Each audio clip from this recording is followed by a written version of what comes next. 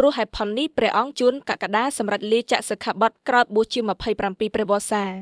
ភ្នំពេញព្រះអង្គមនីបានលោកជួនកក្កដាព្រះវិន័យធរគុណខែតាកែវនិងជាព្រឹទ្ធបរិរងនៃពុទ្ធិកសាកលវិទ្យាល័យព្រះសីហនុរាជនាយកសាលាពុទ្ធិកនាងខ្មៅបានសម្រេចលាចាកសិក្ខាបទក្រោយប្រើពេលវេលាជាបព្វជិតជា27ព្រះវស្សាព្រះអង្គបានលាចាកសិក្ខាបទនៅព្រឹកថ្ងៃទី19មីនាអរបុណ្យជាព្រះសង្ឃនេះជាហេតុផលរបស់ព្រះអង្គជួនកក្កដាដែលមានសង្ឃដីកាបញ្យលទៅកាន់ពុទ្ធបរិស័ទប្រជាពលរដ្ឋដែលតែងតែគោរពប្រតិបត្តិនិងចូលចិត្តស្ដាប់ធម៌វិន័យរបស់ព្រះអង្គនៅក្នុងវីដេអូជិត12នាទីបើតាមព្រះអង្គជួនកក្កដាការសម្រេចព្រះទីនេះមិនមែនធ្វើឡើងដោយការដកក្រហល់នោះទេហើយក៏មិនប្រញាប់ប្រញាល់ពេកនោះដែរ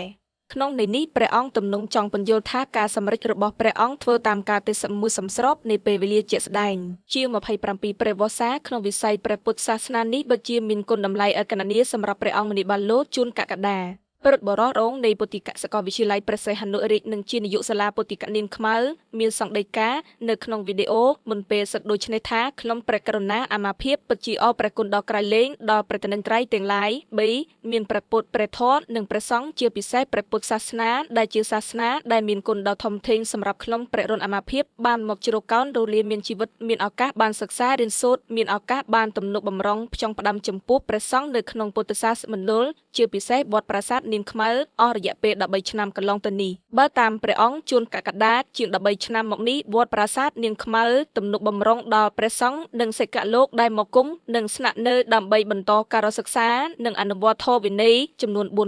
4577អង្គនិងអ្នកនាយកសាលាពុទ្ធិកនាងខ្មៅមានសង្ឃដីកាបញ្ជាក់ថាក្រោយសឹកជាក្រហមហើយព្រះអង្គក៏មិនធ្លាតឆ្ងាយពីវត្តប្រាសាទនាងខ្មៅដែលធ្លាប់មានអនុស្សាវរីយ៍អស់13ឆ្នាំនេះដែរព្រះអង្គនឹងបន្តបំពេញកិច្ចការងារផ្សេងៗដើម្បីជួយទ្រទ្រង់ដល់សាមណេរភិក្ខុកូននេននិងសិក្ខលោកដែលគង់នឹងស្នាក់នៅវត្តប្រាសាទនាងខ្មៅទុននីតិនិងភារកិច្ចនេះក៏មិនចប់ត្រឹមនេះដែរមិនចប់ត្រឹមខ្លំករុណាអាមាភិបលិចៈសិក្ខាបទត្រឹមនេះទេ